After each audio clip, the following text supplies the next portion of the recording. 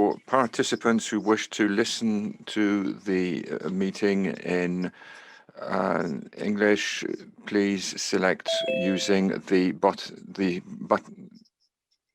bottom left of your screen.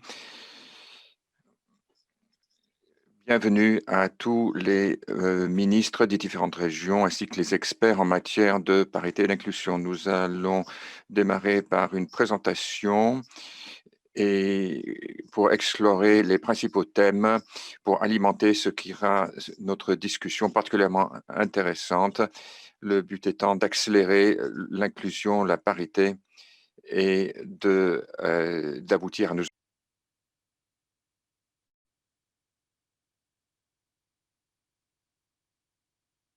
Nous sommes ravis de vous compter parmi nous. Vous pouvez donc accéder à la fonction chat.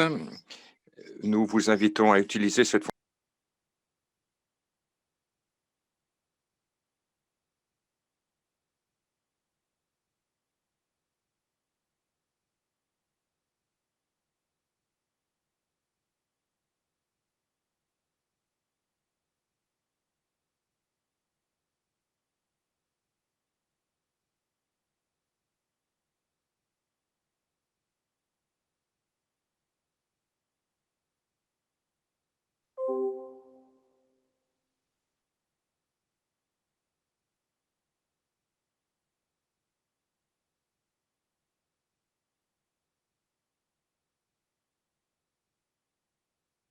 To make some overview remarks to start the discussion on inclusion, equity, and gender equality in education under the shadow of this terrible epidemic.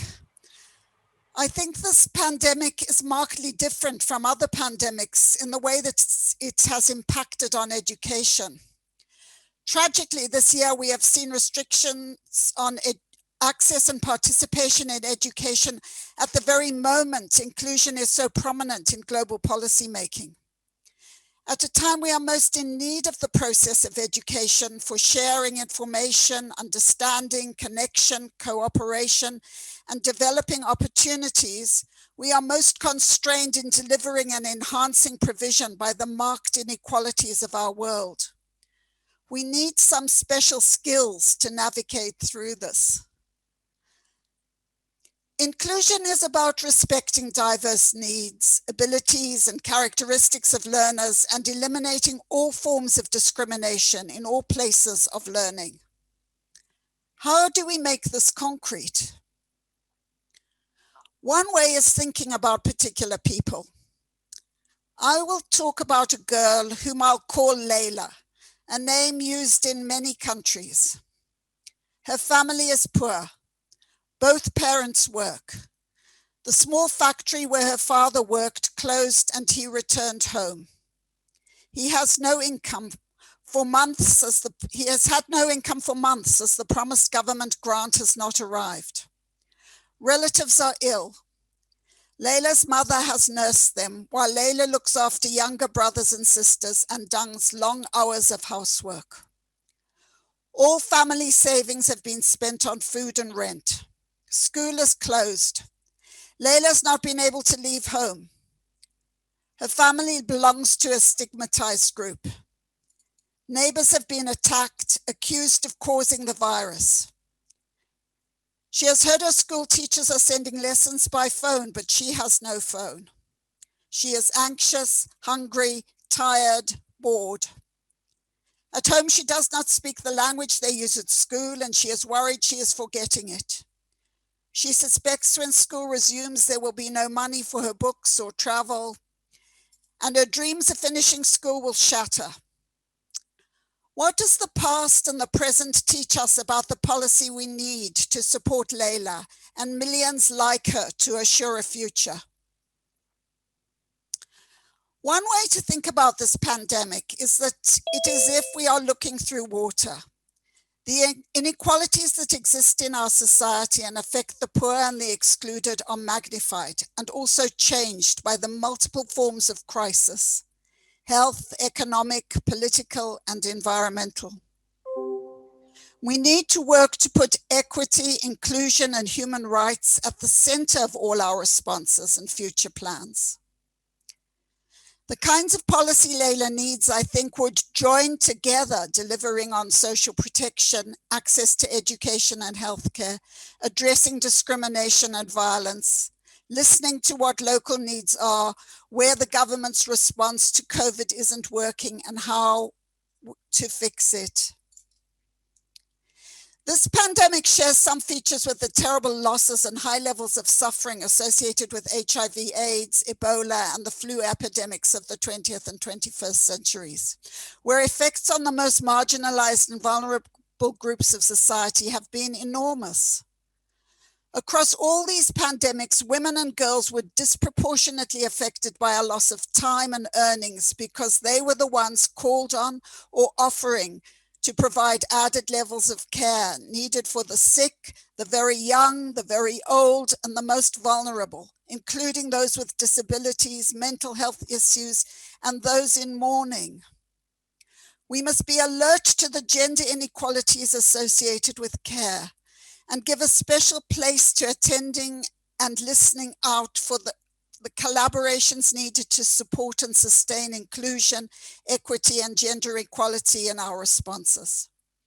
This includes the delivery of social grants, free education, local healthcare, food support, and communal technologies like radios.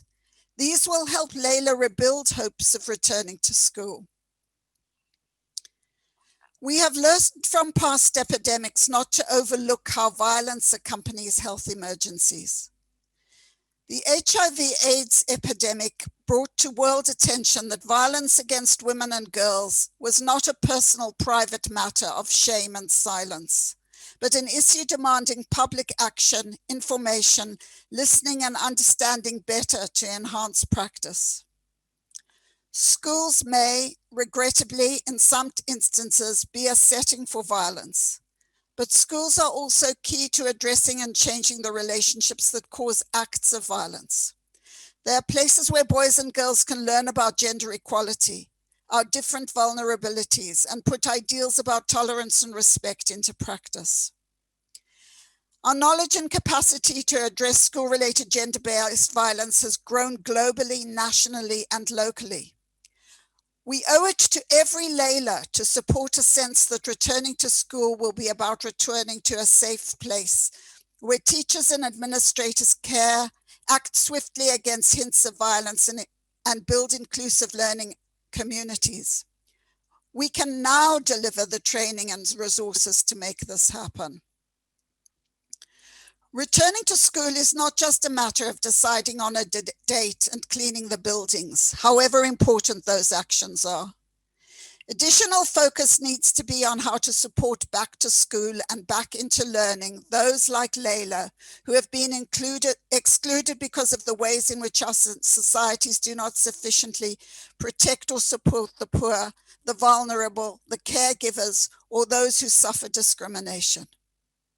We need to examine and change processes or actions that do not centralize equity and inclusion in every school, government, department, or training organization.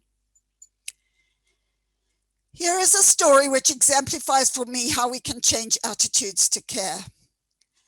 Belly Mujingo worked at a London railway station. She was spat at in what many consider a racially motivated attack in March 2020 by a man claiming to have COVID. She died 3 weeks later.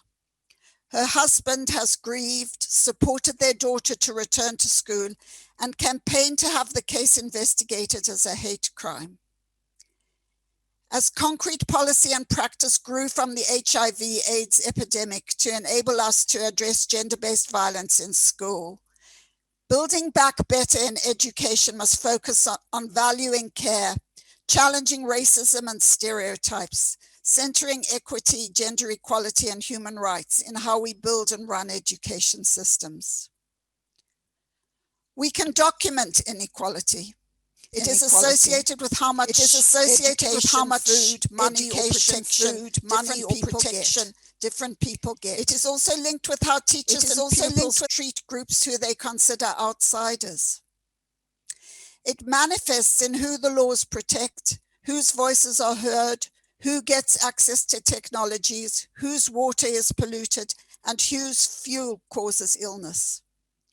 Gender inequalities are a feature of all these inequalities. They connect in a net of exclusions.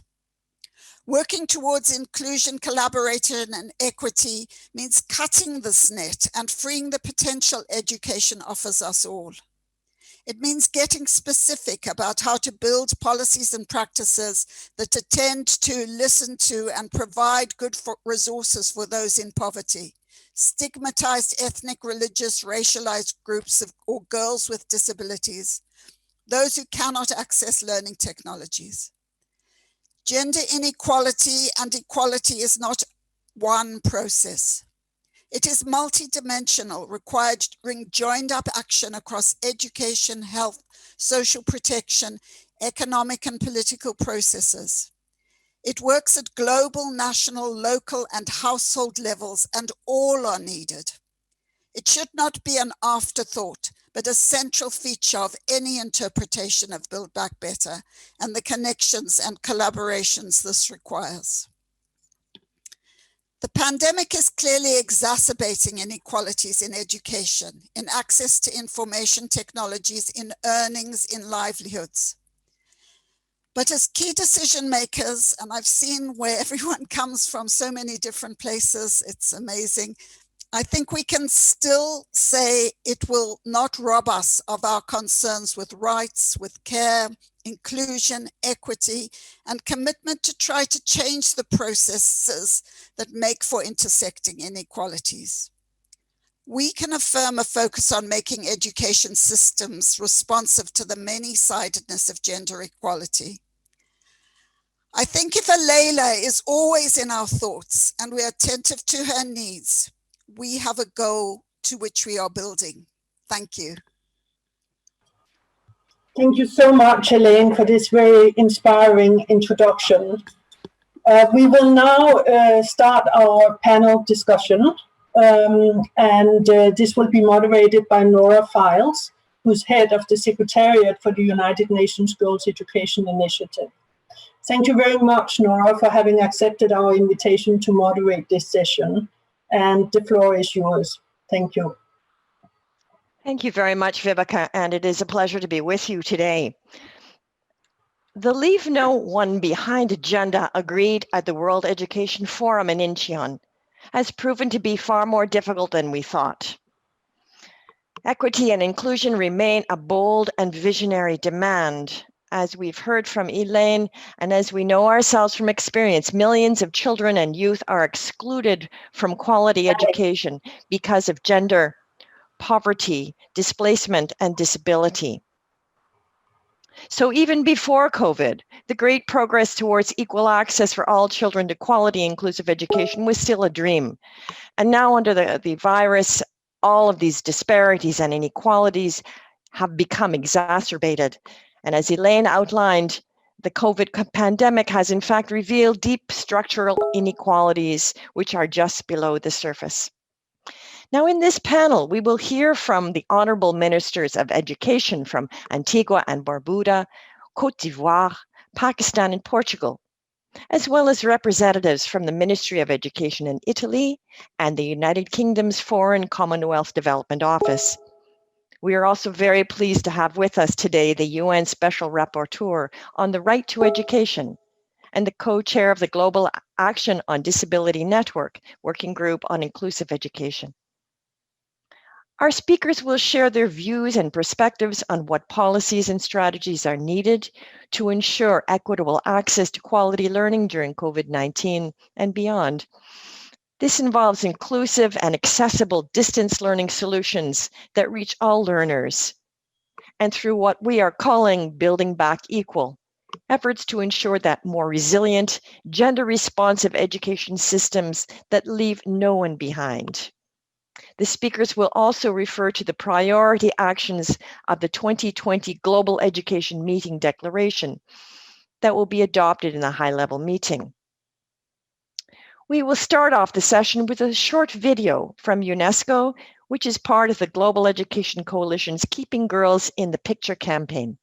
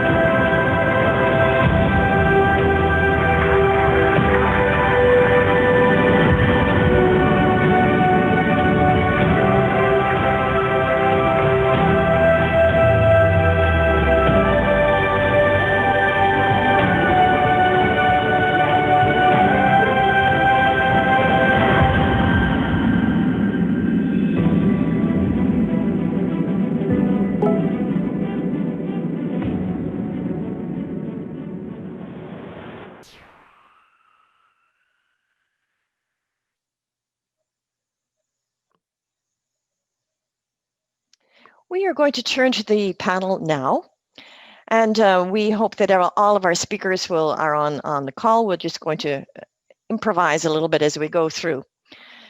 We're going to start with our first speaker today, Miss Alicia Herbert, the head of Children, Youth and Education Team, the UK Foreign, Commonwealth and Development Office.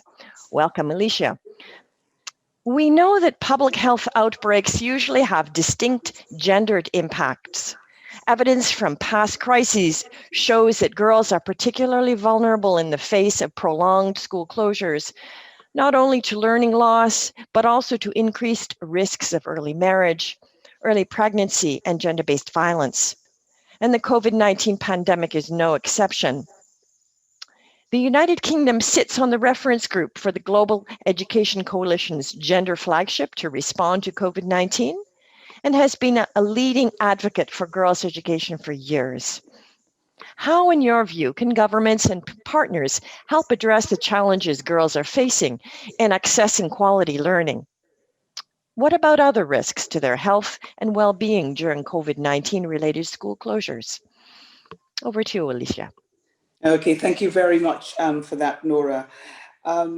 So I think that Elaine outlined so eloquently and so in such an inspiring way the impact of the school closures on girls.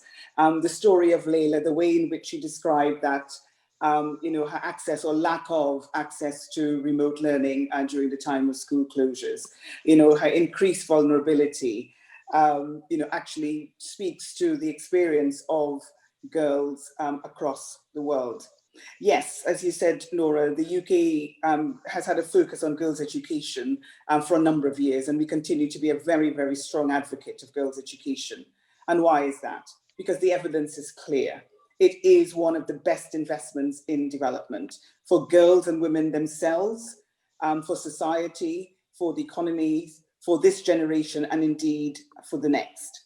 Just coming back to Layla and the impact of school closures, we know that the learning loss that she will experience and millions of girls and children across the world will actually lead to long-term consequences in terms of their productivity and their earning, with implications for the wider economy. We know that her increased vulnerability is like the millions of others, estimated 13 million, who may end up as child brides by 2030. And indeed, it's indicative of the wider shadow pandemic that impacts girls and women across the world.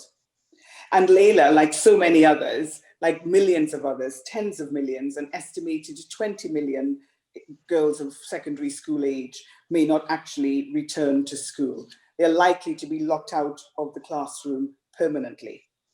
But just turning back to the question that you asked about how governments and partners can help to address the challenges that girls are facing in accessing quality learning and indeed the other risks to their health and well-being during the COVID-related closures. I've got 4 points or 4 suggestions to make. The first, as governments and partners, we need to raise the bar politically. A big focus of our co-hosting the effort this week with UNESCO is to call for strong political commitment to this issue. Education will be essential to the COVID recovery, and girls' education must be central to it. Last week, the UK announced that we will co-host the Global Partnership for Education Replenishment Summit next summer with Kenya. We hope to rally our partners in joining us to commit essential financing to ensure that an estimated 175 million children can learn in 87 low-income countries across the world.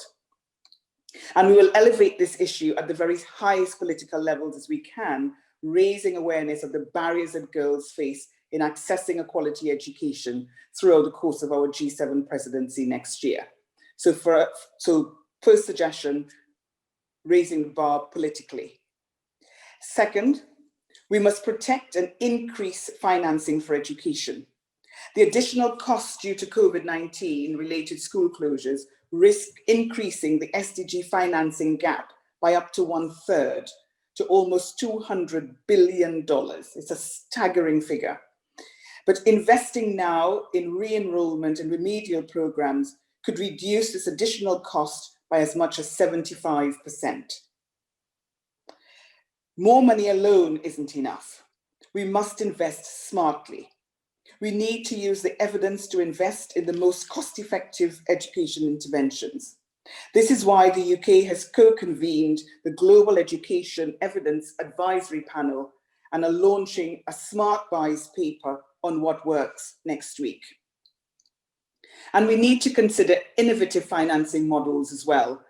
I think the days of £1 or $1 of grant in and $1 of grant out are long gone. We've got to think about more innovative ways in which to finance education moving forward. So my second suggestion is around protecting and increasing financing to education. The third, governments and partners, we need to design and deliver back to school campaigns with dedicated strategies to target the most vulnerable. You mentioned our role on the Global Education Coalition's gender flagship to respond to COVID-19. As part of this, we are supporting a comprehensive global study on the gendered impacts of COVID-related school closures. We are using our voice to campaign for girls in 20 countries with greatest gender disparities in education, and our technical expertise to strengthen the capacity of ministries of education to collect sexist aggregated data and develop gender-responsive education sector contingency plans and budgets.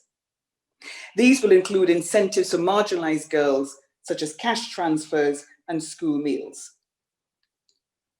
So the third suggestion is around the design and delivery of back-to-school campaigns. And finally, my fourth suggestion would be around ensuring that when girls do go back to school, when children do go back to school, that they're being taught at the right level. For prolonged absences, catch-up classes and accelerated education will be required to support students to reach the required level for their age and stage of education. This will be particularly important for children in exam years. For this to be effective, we need to ensure that we are teaching children at the right level, at their level. We need to review and adapt teaching and learning materials to be tailored to the learning levels of the child. So to conclude, 4 suggestions from us. 1, about raising the bar politically. 2, protecting and increasing financing to education. 3, design and delivery of back-to-school campaigns. And fourthly, ensuring that children and girls are taught at the right level. Thank you. Thank you very much. That's a very powerful 4-part message. We appreciate your interventions. Thank you. Now, I'm just going to go down the list and see if Minister Mahmoud is on the call. I have a feeling he's having trouble with his microphone. I'm not getting a message from our colleagues, so how about if we try Honorable Camara?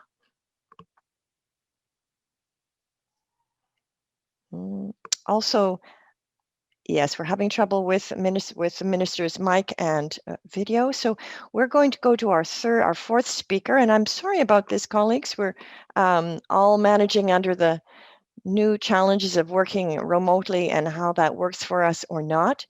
So I'm now going to turn to our Honorable Mr. Tiago Brandão Rodrigues, Minister of Education of Portugal, and please excuse my inability to pronounce your name as should be in Portuguese. Portugal is known as one of the champion countries for inclusion in education, having enacted legislation making disability discrimination in education unlawful. Portugal has gone much further in enacting explicit legal framework for the inclusion of students with and without disabilities in education. Honorable Minister, during this pandemic, how has Portugal provided inclusive distance learning, taking into account the needs of the most marginalized, and ensured that when children go back to school, there is a welcoming, inclusive environment for all? Minister, over to you. Hello, good morning. It's a pleasure to be here, and I would like to say that your Portuguese is almost perfect, with a true Portuguese accent. Well, my fellow ministers, dear representatives, what an inspiring opening presentation. And thank you so much for the opportunity to learn with all of you and to share some of the achievements made and the challenges faced by the Portuguese education in this quite complex time. We have been working during the last 5 years to achieve a very significant and important mantra in the Portuguese education, to try to have success for all with equity among all. This mantra, I would like to say, this obligation has not changed the way the pandemic, with or without the confinement of the educational community. The pandemic only increased our duty to pursue it. Providing equal opportunities and social inclusion have been one of the main challenges all over the world when assessing educational responses to this health crisis, as we know. This crisis showed us how flexible and resilient we need to be. So this showed us as well how essential is to provide our educational system with the tools and also with the skills needed to embrace the digital leap, always assuring quality and inclusion. The Portuguese educational system did not close for a single day and have the mission to not leave behind a single student. Examples of this action are the provision of meals to all students in need, and also the fact that we kept open hundreds of schools to receive the children of the ones that are considered the key workers. On the other hand, we maintained and we monitored therapies for disabled students, among others. Against all expectations, we managed to provide Portuguese as a non-native language for foreign minors that are not accompanied, who arrived to Portugal, assuming our commitment to the inclusion and equity in Europe. Our challenge as governors is not only to think about how we cannot leave anyone behind, but also how we can prevent learners from leaving education, from leaving schools, from leaving basically us. This has been the challenge in building trust, transparency, understanding, and quality. With the major concerns of ensuring the use of remote learning modalities and producing mechanisms that allow to reach everyone, Portugal has launched the Open TV channel called Study at Home, covering from April to June up to the 9th grades and now up to the 12th grades. This project is extremely innovative and challenging as a complement to school, trying to reach the maximum of the audience. In addition, this pandemic has accelerated the development of the ongoing process of developing a true national plan of digital education. This has been a major challenge that involves the acquisition of equipment to all the students and all the teachers, strengthening of schools' connectivity, the production of educational resources and the integration of digital into curricula, and also the importance of teachers training. This came to implement the action plan for digital transition starting in 2019 and help the transition to new forms of teaching learning. We truly aim to empower education to become the educators to become confident and competent users of digital technologies by improving potential digital education to innovative teaching. Our action is aimed at everyone without considering ages, social classes, gender, ethnicity, from children from preschool to adults. The great investments must bring the digital world and telematic mechanism to everyone through television, now more developed and strengthened, but mainly by reaching children, adults, and by developing digital education. A crisis seldom is an opportunity. We know that, but we are committed to transform this crisis into an acceleration of the digital transformation we had already started. This is a truly cross-society transformation with a very focused proposal to accelerate Portugal as a whole, projecting our country at the same time we do not leave anyone behind. And just to finish, our concerns with the promotion of inclusion, equity, and equality, including gender equality, has been made through the greater emphasis of the subject citizenship and development within our curricula, and also its integration in the new educational approaches, such as the project that I told you that we have on TV. The priority right now during this school year is to reinforce the activities to consolidate the learning process, paying special attention to students who were unable to carry out some essential learnings in the last school year. Therefore, a plan to recover and consolidate these learning objectives has been taking place in the first initial weeks. And in addition, we also launched a personal, social, and community development plan to be implemented by schools to help and support students and broader educational community. We believe that the promotion of the social well-being is an important step for the promotion of the educational success. Thank you so much, and thank you for this opportunity. Thank you very much, Minister. I think we are now joined by the Honorable Minister Mahmood, Federal Minister for Federal Education Professional Training from Pakistan. Can you just confirm that you're with us, Minister Mahmood? Yes, I can hear you. Excellent. I'm so glad you could join. I hope you see me too. Yeah, well, we can hear you clearly. Thank you very much. Pakistan opened all educational institutions at the end of September, following a 6-month shutdown to contain the spread of COVID-19.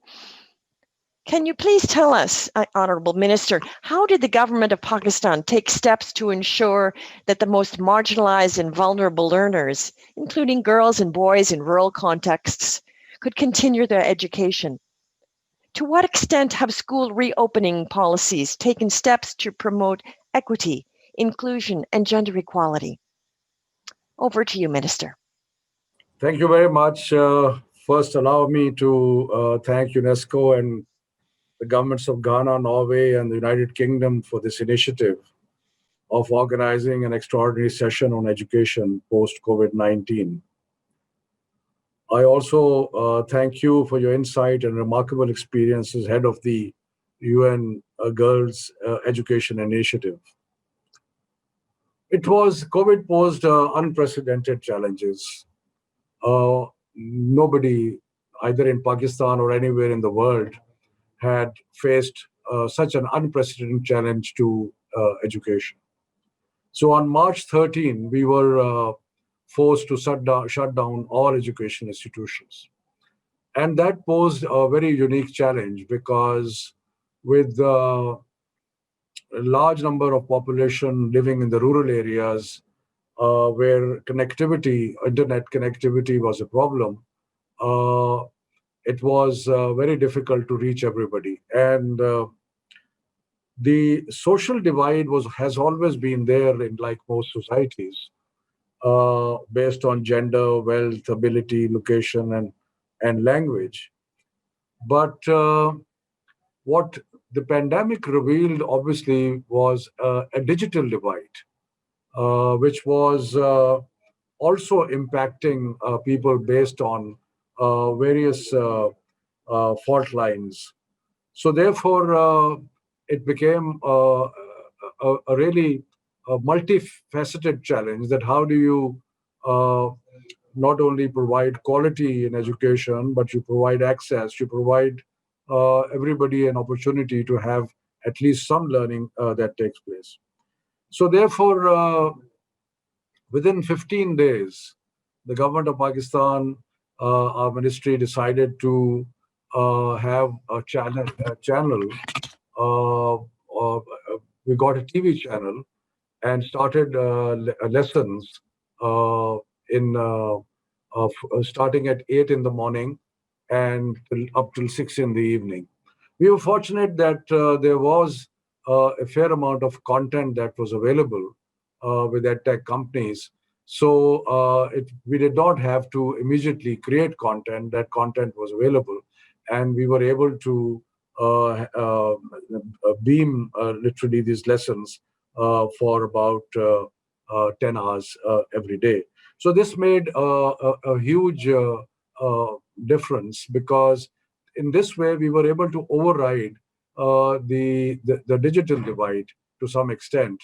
And it was possible for children to watch television, and if their parents were also involved, it was possible that some kind of learning, in fact, fair amount of learning continued. Our surveys showed that 7 to 8 million children were accessing the teleschool that we had started. But of course, along with the teleschool, we also had a mix of online content, both at the higher education level and in schools. Now, this brought out the divide very clearly, because the private schools, which had better facilities, which had better uh, ability to reach their students, were able to mobilize very quickly online learning content, and were able to deliver. Although at the higher education level, we found that the difficulty was not just access to internet access, but we also found that teacher capacity to teach online was very rudimentary. They hadn't done this before. So therefore, there was a learning curve involved, both for students and for teachers. So as time passed by, the ability of the teachers also improved, and we were able to solve some of the internet problems also. And it was a national effort which was being coordinated by the Ministry of Education, because we are a federal structure we have of government, and we were able to coordinate the responses in all the provinces, and we were able to ensure that all decisions that we took, decisions to close down schools, decisions to actually pass children from one grade to the other without taking exams. So that was a major decision that was taken with consensus by everybody. And we were able to, without much criticism, were able to do this very difficult task of promoting a large number of nearly 4 million students were promoted in different classes. And then came the other decision that we had to take, was to open schools. And we were very fortunate that Pakistan's experience with COVID and the way government responded to the challenge of the pandemic has been exceptional. And considering that we are a country of 220 million people, the extent of the infection rate and the extent of deaths have been very limited. So relatively limited, although each death is very painful. So therefore, we were able to start opening up schools on the 15th of September. And then in a graduated manner, we started with senior classes, then we went to middle classes, and then to junior classes. So now we are fortunate that we have all our educational institutions are open, although there are always fears of a second attack of the pandemic. But we are focusing very carefully on the health side, but also ensuring that education goes on. And obviously, from an equity perspective, this has been extremely helpful because, uh, as I said earlier, one of the things exposed was a digital divide. So the fact that we were able to now open schools meant that most of the children are going back to school now.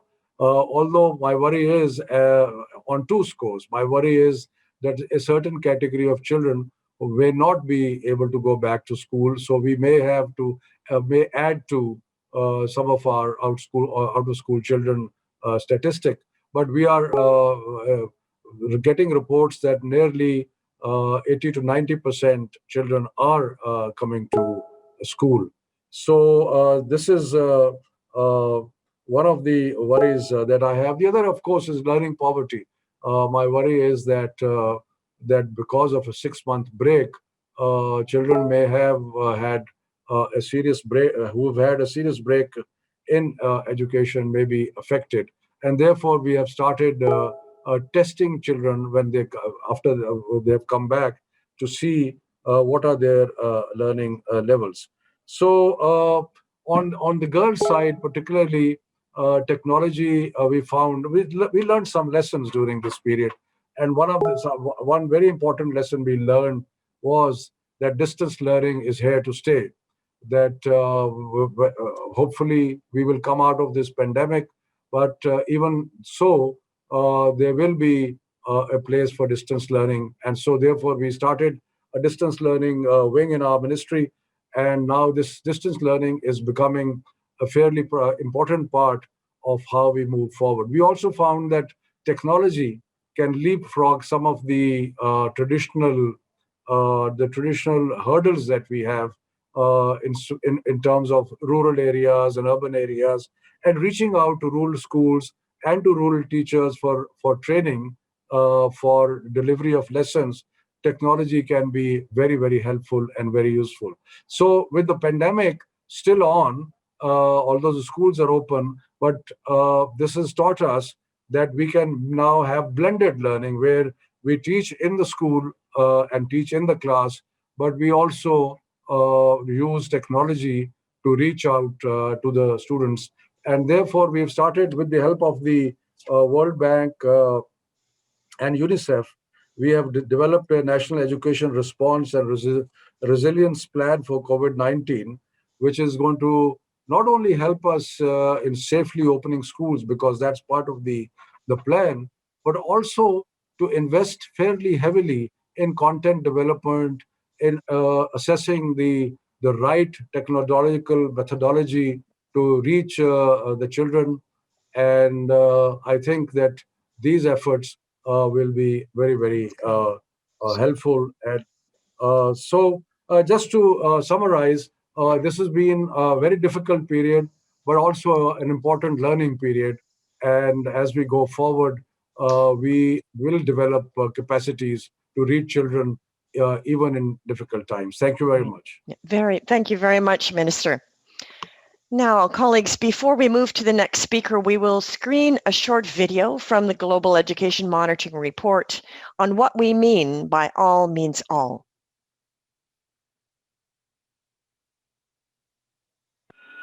Everyone is different. The 2020 Global Education Monitoring Report on Inclusion and Education believes that education is strongest when it embraces diversity. Learners should not have to adapt to the system. Instead, education systems should adapt to their needs. When students do not feel welcome in school, they are less likely to learn. This is everyone's loss. But rich and poor countries too often educate some children apart, Children who have a disability, have been displaced, speak a different language, or are poor and disadvantaged. School design may favor some students over others, as do many laws and policies. Teachers are often ill-equipped to cater for students' diverse needs. Children may not recognize the way they are portrayed in textbooks. Some may not see themselves there at all. They receive the message that they do not belong. Testing sometimes follows a narrow vision of education, and consequently, some students leave education earlier than they should. These are complex problems to solve, but a belief in the right to education is a belief in inclusion. Children have different learning speeds and needs. They need curricula that are flexible, creative, and relevant. How we prepare teachers matters. They must be given the tools and training to achieve our vision for reform. The resources we know can help the marginalized, educators, support staff, and equipment should be shared so that everyone can benefit. Better data on those left behind will help us reach them. Disadvantages often accumulate. We can't address inclusion one group at a time. Redressing these disadvantages requires funds. These must be equitable and target individual-specific needs. We must work together on these tasks across government ministries, from central to local authorities, with civil society supporting governments, and schools opening doors to the community. Inclusion in education requires a change in mindset in society, so that education for all means education for everyone, without exception. Achieving this is everybody's business, including yours.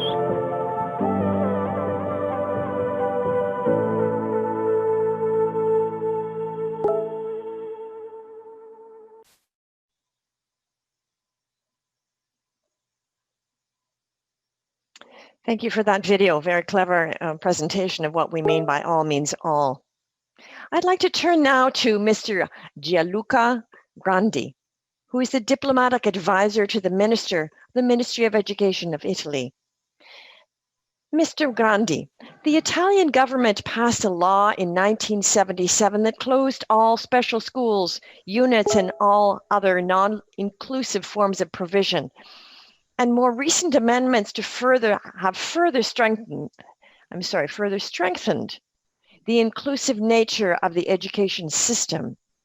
Can you share with us the main achievements and innovative approaches employed by Italy to support all learners' continuity of learning and return to school, and an inclusive and equitable approach during COVID-19? Dear Chair, thank you very much. First of all, I would like to thank you for this kind invitation, and in particular, I would like to thank UNESCO, Ghana, and Norway for having organized this important meeting. Italy is among the most active countries in the search for a pathway of full inclusion. Particular attention is devoted to the education of pupils with disabilities. In the last 50 years, as you said, our pedagogical experiences on the theme of equality and inclusion has been based on the concept of common classes, on the idea that true education is founded on diversity. We believe that we can speak of true integration when the inclusion of a child with particular learning needs implies pedagogical and organizational adaptations from the school and a more proactive attitude of the child. In common classes, everyone can learn from one another, and teachers try to answer to every kind of learning need. Moreover, in Italy, we take into account the topic of intersectionality, trying to face the possibility of multiple risk factors of discriminations. We are committed to leave no one behind, because since the 70s, there has been a progressive general awareness of the relevance of the issue, with the relevant role of families and civil society towards policies aiming at ensuring equal opportunities. In the last 10 years, we have developed a model in which the responsibility of the integration of the pupil with disability or other learning needs is, at the same time, a responsibility of the support teachers, the class teachers, and the whole school community. This approach allows the design of a personalized educational plan. The disruption of in-presence didactic due to COVID-19 pandemic last March has caused havoc in the Italian educational system, but thanks to the above-mentioned pedagogical approach and school organization and the effort of the school staff and families, it has not stopped the process of inclusion. Support teachers maintain the connection between the pupil and the discipline teachers, and together they ensured equal opportunities of access to every kind of didactic activity. Teachers design specific learning activities and ensure the availability of digital tools. Special attention has also been paid to pupils with specific learning disorders, for whom we usually prepare at the beginning of the school year a personalized learning plan, also providing compensatory instruments. Above all, the school community tried in general to mitigate the social isolation connected with the lockdown situation. With reference to the current reopening of schools, the Ministry of Education has adopted specific guidelines for integrated digital learning to be possibly implemented at upper secondary level. Moreover, in case of a need to suspend again in-presence didactic due to the worsening of the epidemiological condition, the above-mentioned integrated digital plan can be applied to all school levels, starting from early childhood education and care. In the guidelines, a specific attention is reserved to pupils with disability, foreseeing the involvement of support teachers in the organization of in-presence didactic. Finally, those guidelines also provide continuous training for teachers and school staff on the topic of online and inclusive learning, and stress the importance of a constant and fruitful dialogue with families. Thank you very much for your kind attention. Right. Thank you very much for that message. Very inspiring. I understand that Honorable Candia Camara is with us now online, which is great. Now I'm going to turn to our colleague in French. So for the translators, I'm going to speak in French. Madame Camara, merci d'être venue. Madame Camara, ministère de l'Éducation nationale, de l'enseignement technique et de la fonction professionnelle de Côte d'Ivoire. Bienvenue. Les écoles sont, pour les enfants marginalisés, souvent le seul endroit où ils reçoivent un repas et du soutien pour leur santé et leur bien-être. Dans ces cas, les écoles ne sont pas seulement les lieux d'apprentissage, mais peuvent être des bouées de sauvetage.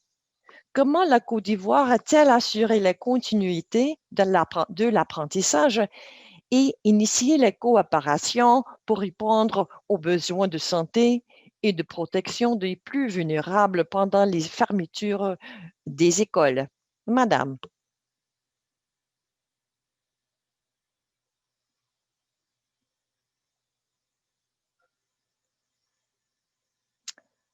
Il paraît que nous avons une difficulté avec le micro.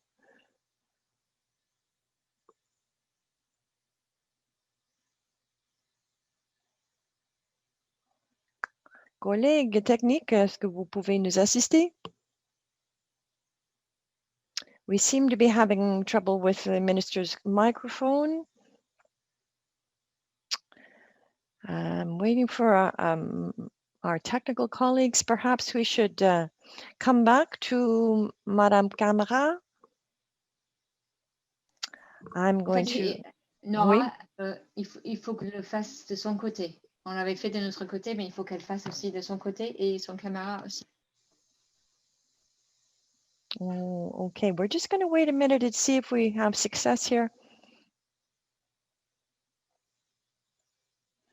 And I think, colleagues, with your permission, we will come back to the Minister of Côte d'Ivoire in a few minutes when she has managed to organize her microphone. All right, so now we're going to turn, with your permission, colleagues, we want to recognize the very inspiring experiences from the member states and learn what is that has allowed us to learn what is working, some of the challenges in ensuring that everyone has the right to quality education and reducing inequalities in this time of COVID-19. We will now turn to Diane Rickler, an important partner who plays a key role in promoting the right to inclusive education for learners with disabilities. Ms. Rickler, a co-chair of the Global Action on Disability Network, Working Group on Inclusive Education. You're most welcome, Diane. In your view, what needs to be done to ensure that COVID-19 response and recovery are disability inclusive and based on the rights of persons with disability? Over to you. Thanks a lot, Nora, and special thanks to UNESCO, to Ghana, Norway, and the UK for putting such a strong focus on inclusion in this extraordinary session of the Global Education Meeting.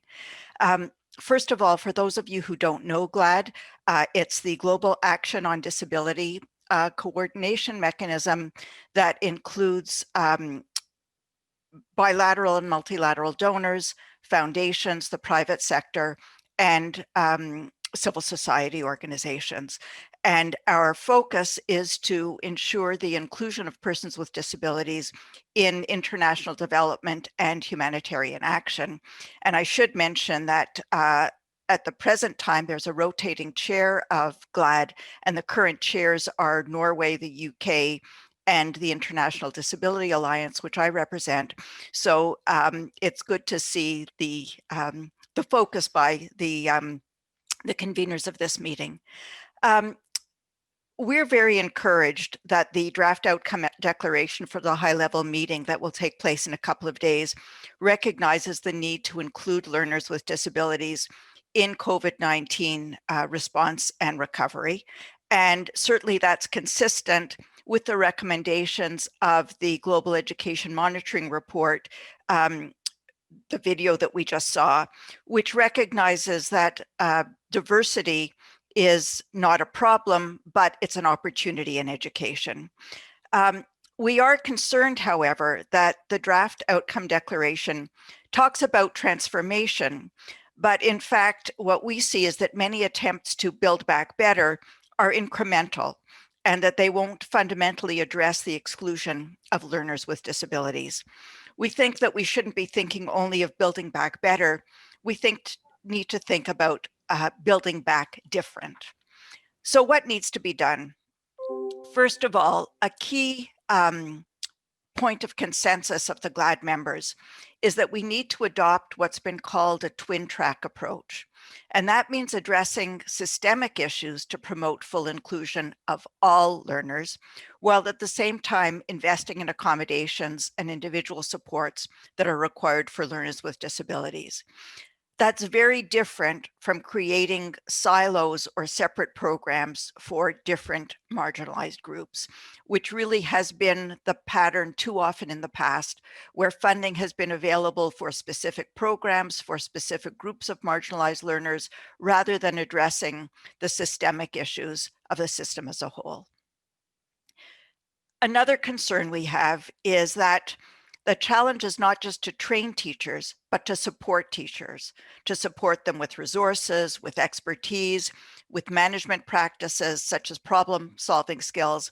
And I think the examples that we just heard from Italy are exactly the kind of thing that we're talking about, where there is a systemic approach to making sure that teachers are supported, because no matter how much training is offered, teachers are not going to be ready to handle every single issue that arises in their class, and they need to be able to draw on support. We're also concerned that we need to look at different forms of pedagogy. And the one that we're promoting in particular is universal design for learning, which enables teachers to teach all learners and improves the quality of education for all. Related to that is our concern that we need to be wary of unintended consequences of some actions, and that some approaches to remediation can in fact increase inequality by fostering segregation of learners with disabilities. And one caution that I will draw your attention to is the concept of teaching at the right level that was mentioned by the UK. And our concern is that often teaching at the right level can lead to grouping learners with disabilities by themselves, rather than taking an approach of universal design for learning, which is what we're very much promoting. Another point that we think is important is that measurement and data collection is certainly important and disaggregated data is needed, but we need to make sure that investments are not made in ways that will produce the right numbers. And we need to be sure that we're focusing on counting the impact on the most marginalized, where progress may be slow. And so, for example, we heard from the minister from Pakistan about the numbers of students who are still out of school. We think that we need to be focusing our data collection on those students. Why are they out of school? And making sure that those numbers decrease and that more and more students get back to school. We also are concerned about what some researchers in Nepal have referred to as an urban mindset. And certainly the focus on distance learning now is really a problem in the poorest communities, the rural communities, where access to internet and to equipment is not available. We think it's important to develop a common vision among key actors, and that's a strong message from the Global Education Monitoring Report, that inclusion is not for one group. Portugal has shown an excellent example of this, because I think their initial efforts at inclusion started by focusing on learners with disabilities, but they've now transformed their system to make sure that it's inclusive of all learners. In Spain right now, there's a new social media campaign. In Spanish, it's called Educación Inclusiva, Quierla es creerla. And that means inclusive education. To want it is to create it. And that is being supported by a range of civil society actors, by families, by educational professionals and academics. And it's a way of putting a focus on inclusion as guiding all activities. Another example comes from Sierra Leone, where they've announced a policy of radical inclusion.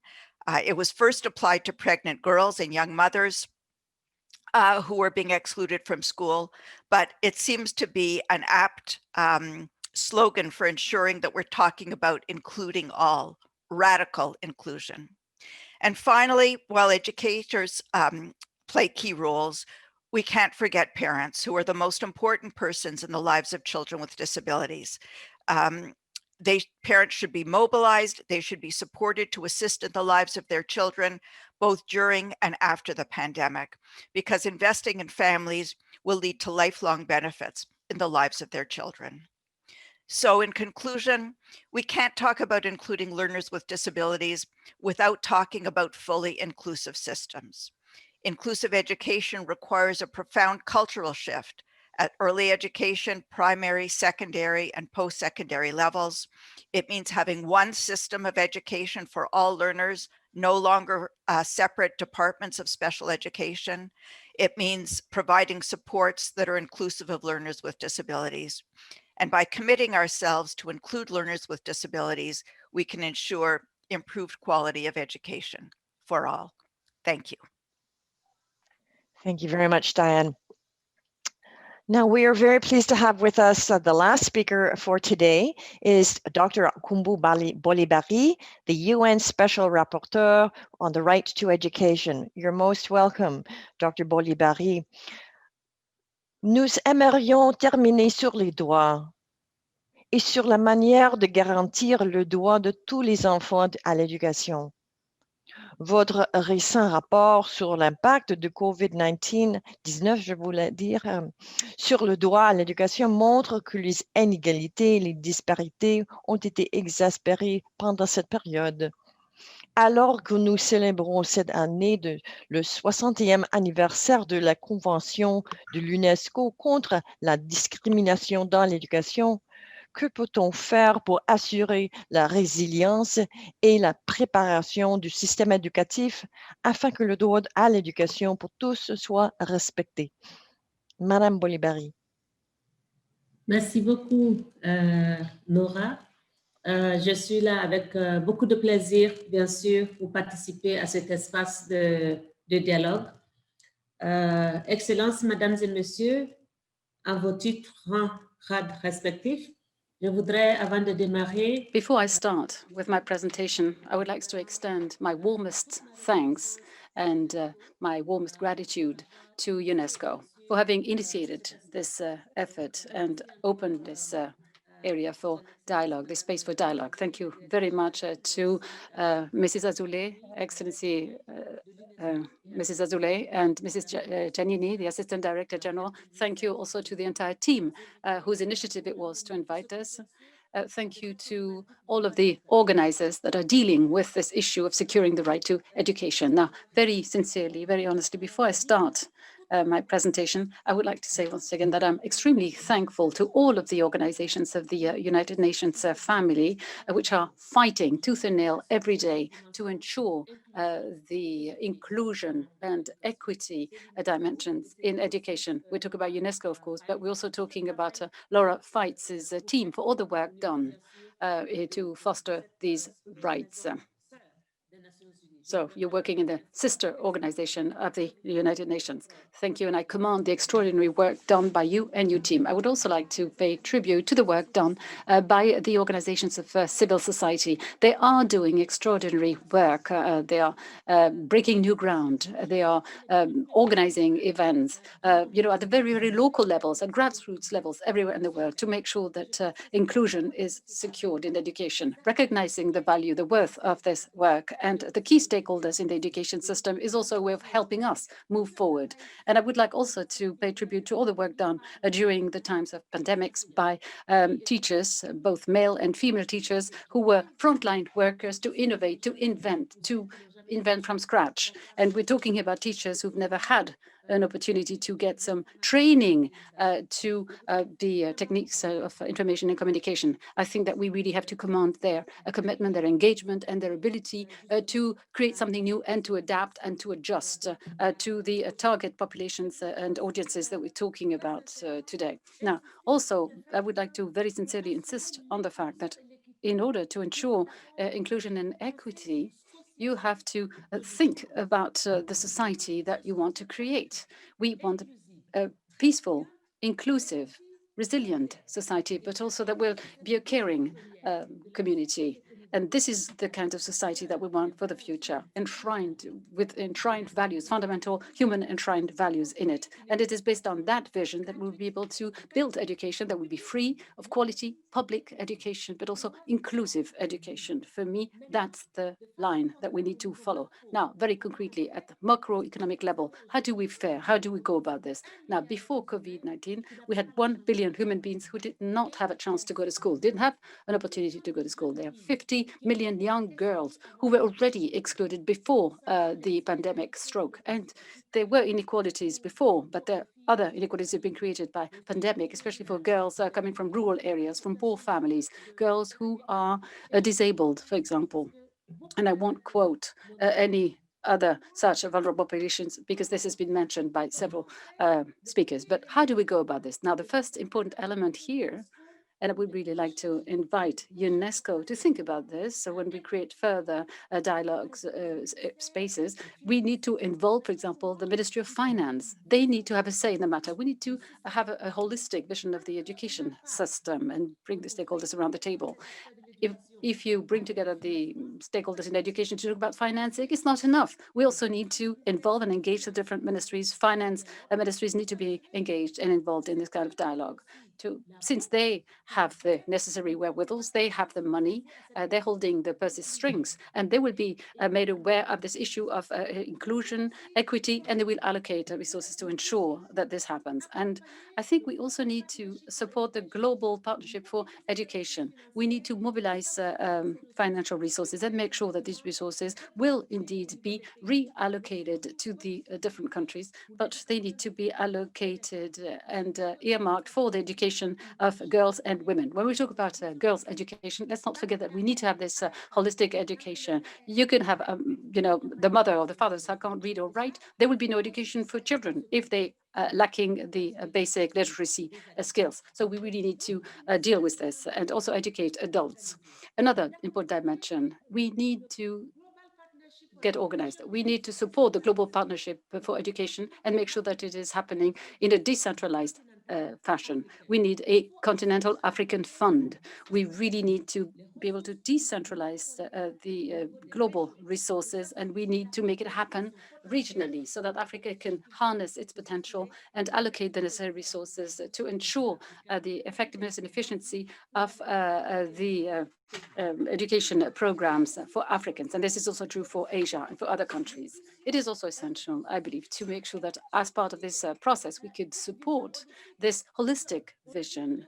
And we say that we have to reopen schools. Fine. But if today we don't have a strong program on health, on access to drinking water, there are many girls who don't have a chance to attend schools where there's drinking water. How can you ensure hygiene and clean environment? We have to talk also about the monthly hygiene of girls. It is this holistic vision of the system that we need to embrace. I would also like to insist on training, the training of teachers, male and female teachers. But I would like to insist on one point. We need to give economic and also political power to women in the different countries. Rwanda certainly gave a good example of that. And I think it's part of the wonderful, successful experiments of countries that we need to highlight and showcase because of the quality of education, but also because of the political will that has been demonstrated. When you create a space where women are leading the way and they could change the societal mindset, inclusion is also about changing attitudes, changing mindsets, changing values, changing the way we do things. And it's the only way, I believe, that we can move forward. We have to get organized together, and we will be able to build a fairer, more democratic, juster, and more resilient world together. Thank you very much for your kind attention. And hopefully this dialogue that is being introduced is going to be very successful and fruitful. Thank you very much, Madam. We can now talk to the Honorable. We had an opportunity to talk about Kandia Kamara. Thank you very much. We already asked the question, but let me repeat this. Schools are often for marginalized children the only place where meals are served and they get some support for their health and for their well-being. So schools are not just places of education for these marginalized girls. They can be lifelines for these children and for these girls. How has Côte d'Ivoire set about ensuring continuity of education in order to meet the needs for good health and other special and social needs of the most vulnerable people during times of the pandemic? Can you tell us what Côte d'Ivoire set out to do? We're going to listen to you.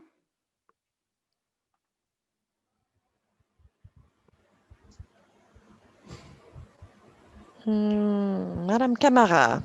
Mrs. Camara.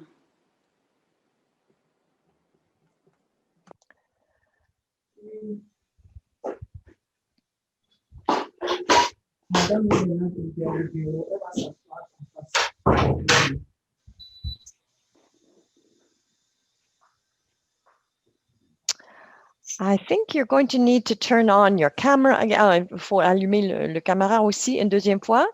You need to turn on your camera.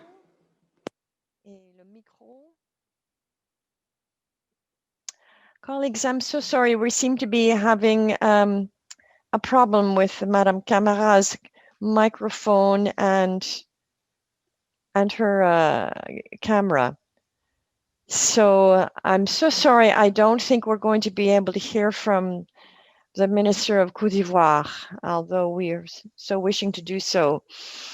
Colleagues, apologize, but we're going to have to turn to the last part of our event, which is actually going now is very, very tight. We have an opportunity to, I think we're back in business. Ministre Camara, il faut, je pense que c'est le micro qui vous manque. I think you need your microphone. Can you unmute your microphone so that we can hear you? Could you please kindly unmute your microphone? Can you find it? Voilà. And unmute your microphone. Welcome, Madame Camara. On vous écoute. Okay, we're here and we're listening. We're all ears. Bon, bienvenue. Vous avez déjà Welcome. entendu la question. You've already heard the question, right? I've only just logged on. I'm very sorry.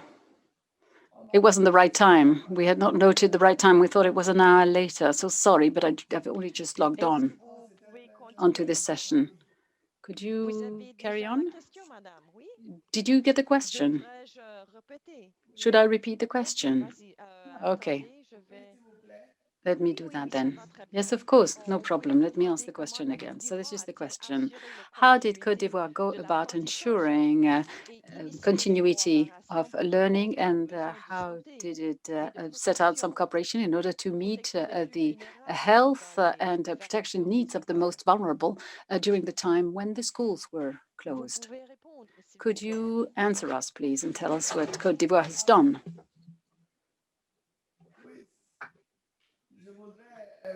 Well, first of all, I would like to thank you, the whole team of UNESCO, the gratitude of Côte d'Ivoire and its president and its government. I extend it to you for the leadership that UNESCO has shown as a leading organization. And I would like to sincerely address our congratulations to the different countries for their efforts, particularly Ghana and Norway, as well as the UK, for having organized this event.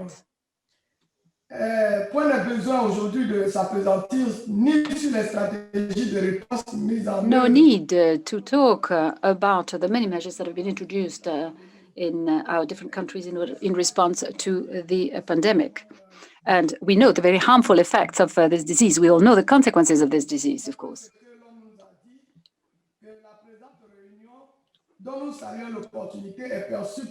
We welcome this meeting. It is seen by my country as an opportunity to look into the near and the far future. And how can we ensure continuity of learning for our children without anyone being left behind? So this requires a lot of responsibility. We have to shoulder this responsibility vis-à-vis our population. And this means that we have to ensure continuity. This disease is here to stay. So we have to deal with the long-term effects. Our experts are and will be dealing with a number of issues in order to increase our resilience, and we have no other choice. Ladies and gentlemen, this means that we have to mobilize technical means in order to take up the challenge of ensuring continuity of education in this new context. This crisis is costing a lot to all the states, and this is certainly the case in Côte d'Ivoire. Almost 1/4 of our budget is dedicated to education. And this is very true in Africa. This is a continent that has very limited financial resources. And we have a population of more than 1.3 billion inhabitants, and the population growth rate is more than 250. That's why, for my country, all of these initiatives and these programs are more than welcome. The purpose is, of course, to ensure equitable and inclusive education that will be accessible to all of our children, in keeping with SDG 4. And this requires from us, given the stakes, this requires that we create a chain of solidarity. I would like to say that at the beginning of this pandemic, back in March, the schools had to close down in Côte d'Ivoire for 2 months. And during the 2 months where the schools were closed, we ensured this continuity of education through remote courses, distance learning that has continued up until today. And we've introduced a number of health measures, health protection measures for the protection of both pupils and staff to make sure that this COVID pandemic would not spread further in school. We've completed our curricula. We completed the school years. We organized all of the test sessions.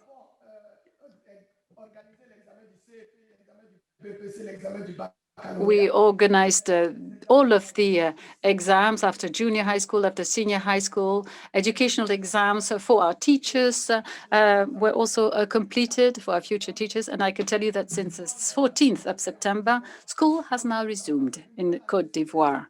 So we are starting a new school year, 2020-2021, under the best auspices. So Côte d'Ivoire is really committed, not just to show resilience, the resilience that is very much needed today to fight off the disease, but we have built up this resilience during the time of pandemic. But we have to take up all kinds of challenges in school. Continuity in education needs to be ensured. Children will have to continue learning, whatever the circumstances, whatever the relevant conditions. So we are deeply committed.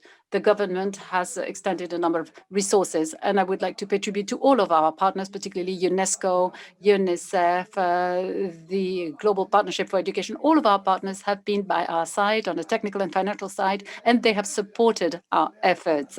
And this year in Côte d'Ivoire, the motto is we're all mobilized for a school that will be of quality and competitive.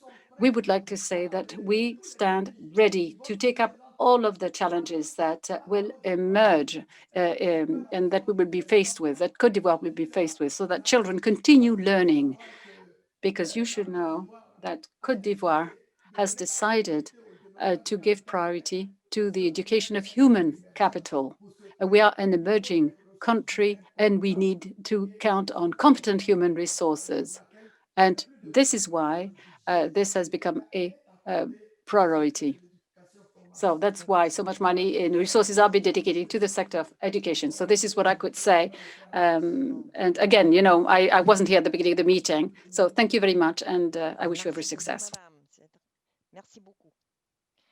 Thank you so much, Minister. Our session, and you will soon be returning to the large group. I just would like to recognize that we have received considerable comments and contributions in the chat feature, with resources and with messages of support, and recognizing that how much the speakers resonated, how the comments resonated with them, and how they found them inspiring and of interest and importance.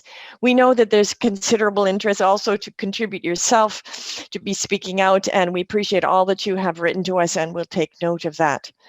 Now, I just want to say two things in thanking everyone for their time and attention, for their contributions. We've been inspired by the description of efforts that member states have taken to ensure continuous learning through this most challenging time. We've also heard the call for significant change. Madame Bolibari called us to have develop for ourselves what is the vision for the society which we want to see. So, and that should enable us to put in place an education system which would help us prepare our students, our girls and boys, and our young people to actually attain and develop and create that society.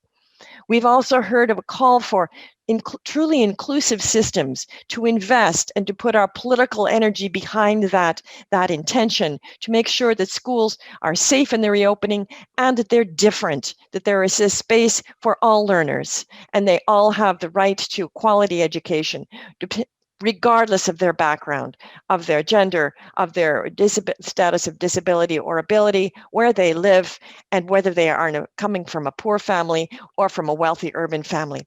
I thank you all for your attention, and I would like to pass you over now to move back to the main large group. And I wish you a good day.